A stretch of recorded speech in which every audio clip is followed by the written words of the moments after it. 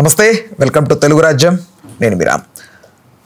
Congress leader Rahul Gandhi గారు మొన్న election commission మీద చేసినటువంటి కొన్ని వ్యాఖ్యలకు సంబంధించి ఎలక్షన్ కమిషన్ కొన్ని నోటీసులు అయితే జారీ చేసిందనే వార్తలు వస్తున్నాయి. ప్రధానంగా మాటలు వెనక్కి తీసుకోండి, ఎలాంటి ఆధారాలతో మా మీద ఎలాంటి అభియోగాలు వ్యక్తం చేస్తున్నారనే దాని గురించి ప్రధానంగా ఎలక్షన్ కమిషన్ రాహుల్ గాంధీ గారిని కొంచెం నోటీసులు ఇచ్చి విచారించే వరకు తీసుకురావాలని కోరుకుంటున్నట్టుగా తెలుస్తోంది. అయితే ఓవరాల్గా అంశం గురించి మనతో మాట్లాడడానికి ప్రముఖ పొలిటికల్ అనలిస్ట్ కేఎస్ ప్రసాద్ గారు ఉన్నారు. ఆయనతో మాట్లాడదాం. సార్ నమస్తే. నమస్తే అండి. EC versus Rahul Gandhi, so ఆయన ఫర్దర్ స్టెప్ ఎలా ఉండే అవకాశం ఉంది? లేటుగా నిద్రలేచిన రాహుల్ గాంధీ ప్రాంతీయ పార్టీలని, నెక్స్ట్ దేశవ్యాప్తంగా జరిగిన అవకతవకల్ని ఏకతాటి మీద ఒక ప్రాంతీయ పార్టీల సమూహంతో ఓ జాతీయ పార్టీ ఫ్రంట్ ఎండింగ్ రన్నర్స్లా ముందు నిలబడకుండా ఇన్నాళ్ళ తర్వాత నిద్రలేసినందుకు అభినందించాలో లేకపోతే ఏమనాలో నాకైతే అర్థం కావట్లేదు. ఇప్పుడు ఎలక్షన్ కమిషన్ అవకతవకల్ని ఆద్యంతం అతను ఫేజెస్ వైజ్గా అతను ప్రక్షాళిస్తున్నాడు, ఎండగడుతున్నాడు, బయటికి తీసుకొస్తున్నాడు. దానికి పర్యవసానంగా ఎలక్షన్ కమిషన్ నోటీస్ ఇచ్చింది. దానికి ఏమైనా ప్రూవ్ చేయగలవా, అభియోగాలు మాత్రమే మోపుతున్నాం అన్నట్టుగా చెప్పారు. ఇందులో అభియోగాలు మోపడం కాదు, with all evidences it is his duty to submit in to the respect to this thing and more. అది ఎలాగో చేస్తున్నాడు, అది ఆ పని జరుగుతుంది కూడా. ఇప్పుడు ఏంటంటే వాళ్ళు కేవలం, నేను ఇందాక నుంచి చెప్తుంది కూడా అదే, స్వతంత్ర ప్రతిపత్తి కలిగింది కాబట్టి they are continuously showing their veto power. So దీనికి ఈ ప్రెషర్ ఈ విధంగా అక్యుములేట్ అయ్యి ఆయన అనవసరంగా ఎలక్షన్ కమిషన్తో డైరెక్ట్గా ప్రత్యక్ష యుద్ధం ఎవరు చేయలేరు నాకు తెలిసి, ఎవరితో కాదు, టైం వేస్ట్ అంటాను నేను. దీనికి పార్లమెంట్ ఉభయ సభల్లో పట్టుపట్టాలి. ఎందుకంటే పార్లమెంట్ హౌసెస్కి కొన్ని డిస్కషన్స్ ఉంటాయి, వీళ్ళని అక్కడ తీసుకొచ్చి నిలబెట్టచ్చు. ఈ అవకతవకలు అక్కడ వేదిక కింద వాడుకుని పార్లమెంట్ ఉభయ సభలకి సమాధానం ఎలక్షన్ కమిషన్ చెప్పే నేపథ్యానికి తెరలేపాలి. ఇవాళ రాజ్యసభలో హైయెస్ట్ అపోజిషన్ పార్టీకే స్ట్రెంత్ ఉంది. ఈవెన్ నువ్వా నేను అన్నట్టు పార్లమెంట్ హౌస్లో కూడా ఉంది. సో ఈ సమయాన్ని బృహత్తరంగా బ్రహ్మాండంగా రాహుల్ గాంధీ వినియోగించుకోకపోతే ఇక్కడ చాలా లేట్గా నిద్రలేచాడు. ఈ నిద్రలేచిన దాని అవుట్కమ్ని ఖచ్చితంగా ఉభయ సభల సాక్షిగా శాసించవచ్చు. అంతేకాని రాహుల్ గాంధీ లేదా కాంగ్రెస్ పార్టీ లేదా 4 పార్టీలు 5 పార్టీలు తోడి ఎలక్షన్ కమిషన్తో యుద్ధం చేసి అవుట్కమ్ లేదు. మా అయితే at the end of the day వీళ్ళిద్దరూ గౌరవ సుప్రీంకోర్టుకి వెళ్తారు. గౌరవ సుప్రీంకోర్టు వెరిడిక్ట్స్ ఆల్రెడీ చూస్తున్నాం. ఈ విషయంలో ఏమీ చేయలేని నిస్సహాయ స్థితిలో ఉన్నాం, ఎందుకంటే స్వతంత్ర ప్రతిపత్తి ఆ విధంగా ఉంది. సో శాసన్ గారి పవర్ తగ్గించడానికి మీరు బీజేపీ కలిపి చేసిన పనికి ఇద్దరు నెత్తికి తెచ్చారు ఎలక్షన్ కమిషనర్ల కింద, 3 ఉంటారు ఇప్పుడు. అలాంటి అమెండ్మెంట్స్కి మీకు మంచి శ్రద్ధ ఉంది కాబట్టి ఇలాంటి కాన్స్టిట్యూషన్ అమెండ్మెంట్స్తో ఎలక్షన్ కమిషన్ నిలువరించడానికి కూడా అదే శ్రద్ధ వహించండి. మొమాటం ఏం లే. ఇక్కడ మీరు బీజేపీని నేను ఎప్పుడు 2 కళ్ళుగానే చూస్తాను. ఎందుకు చూస్తానంటే దరిద్రం ఏమైనా పనికిమాలిన పనులు ఏమైనా దరిద్రగొట్టు పనులు ఉన్నాయంటే మీ ఇద్దరు కలిసే చేస్తారు. మా రాష్ట్ర విభజన ఇలాంటివే నిలువెత్తు నిదర్శనాలు. ఏ పైవచ్చి మా రాష్ట్రానికి ఏమి ఇవ్వకపోయినా ఇరు రాష్ట్రాలకి విభజన హామీల ప్రకారం మీరిద్దరూ మళ్ళీ తోడు దొంగల్లా అక్కడ ఉంటారు, అప్పుడు మాట్లాడరు మళ్ళీ. అంచేత దయించి ప్రాంతీయ పార్టీలు ఇద్దరిని ఆద్యంతం గమనించుకుంటూ ఈ ఎలక్షన్ కమిషన్ విషయంలో ప్రతి రాష్ట్రంలోనూ ఉన్న ప్రాంతీయ పార్టీ తీవ్రమైన ప్రభావానికి ఎదుర్కొంది.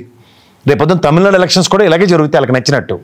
సో ఇవన్నీ దృష్టిలో పెట్టుకుని బీహార్ ఎలక్షన్ ఆల్రెడీ 95 లక్షల ఓట్ల దగ్గర మ్యానిపులేషన్స్ చేసిన తర్వాత ఎవరెవరు ఎలా మాట్లాడుతున్నారో ఏం జరుగుతున్నాయో ప్రత్యక్షంగా చూస్తున్నాం.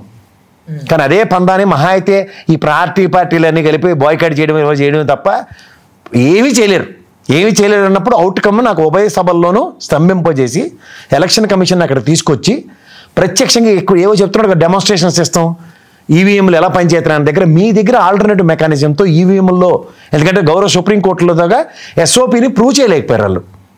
స్టాండర్డ్ ఆపరేటింగ్ సిస్టమ్ ఏదైతే ఉందో they fail to prove in respect to supreme court. And SOP supreme court size చేసిన దానికి కూడా లకతికలు పడుతున్నారు.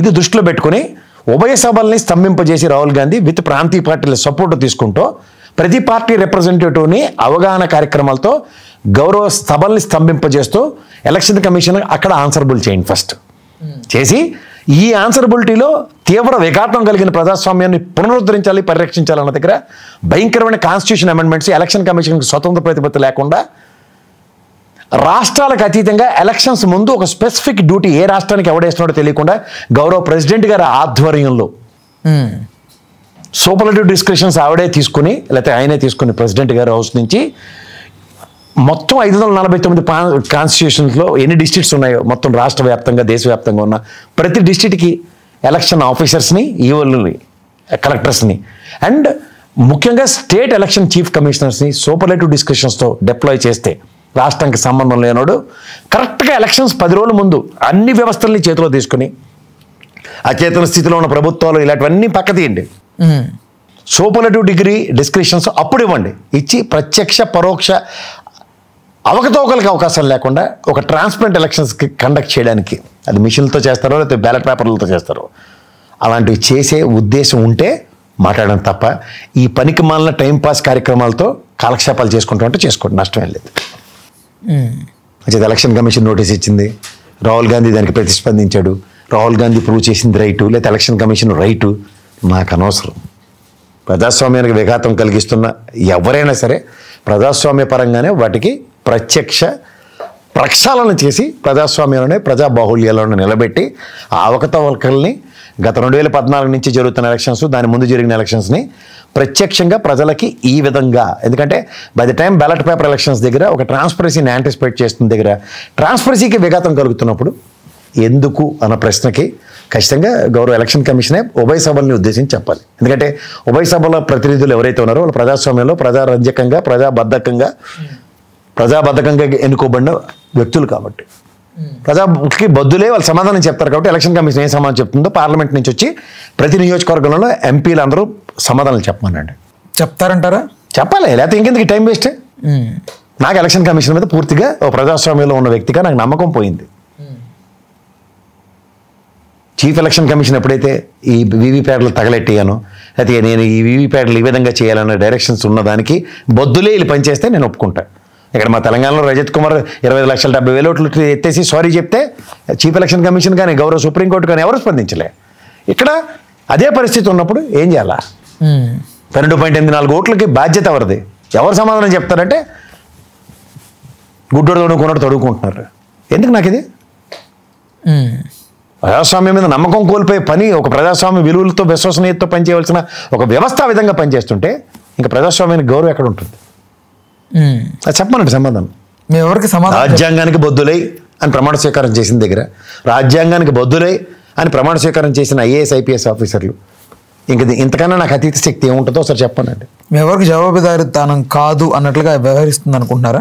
ఆబ్వియస్లీ అదే చేస్తున్నారు వాళ్ళు. నేను చేసింది రైటు అన్నప్పుడు, ఇది రాంగ్ అని ఎస్టాబ్లిష్ అవుతున్నప్పుడు రైట్ ఇది అని ప్రూవ్ చేయాలి కదా. It is their primary duty. అది లేనప్పుడు డేటా గోప్యంగా ఉండాలని ఆలోచిస్తూ అంటారు వాళ్ళు. ఇంకెక్కడ గోప్యం ఉండే వాళ్ళక్కడ గోప్యం? దేనికి గోప్యం? అప్పుడు ఎప్పుడు గోప్యం ఉంటుంది?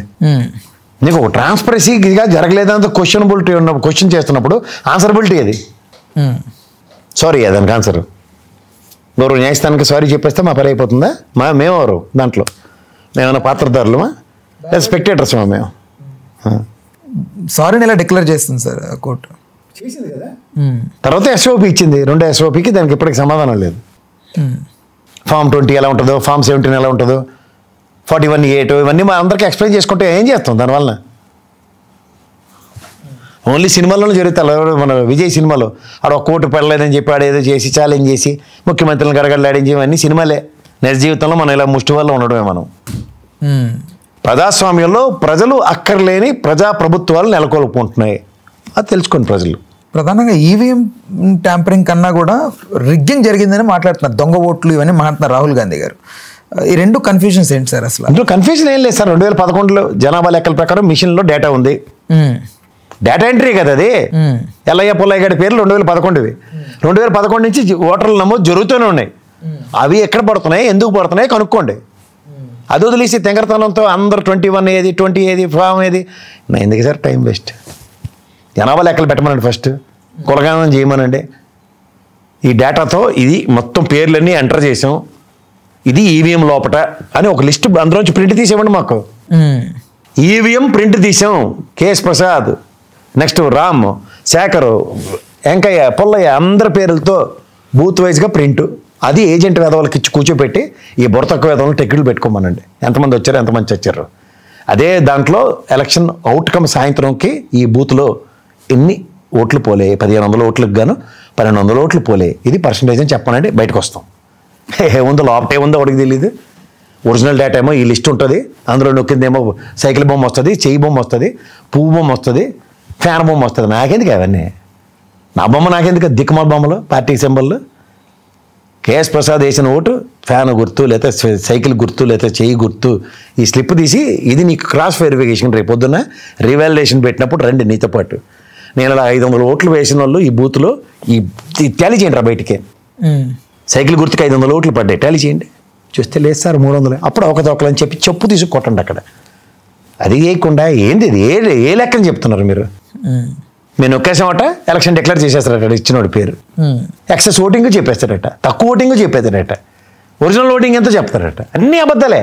Okay sir, thank you. Hello, Telugu రాజ్యం ఛానల్ చూస్తున్నారా? సామాజిక రాజకీయ జీవన చిత్రణే తెలుగు రాజ్యం. అతిశయోక్తులు అసత్యాలు ఉండవు.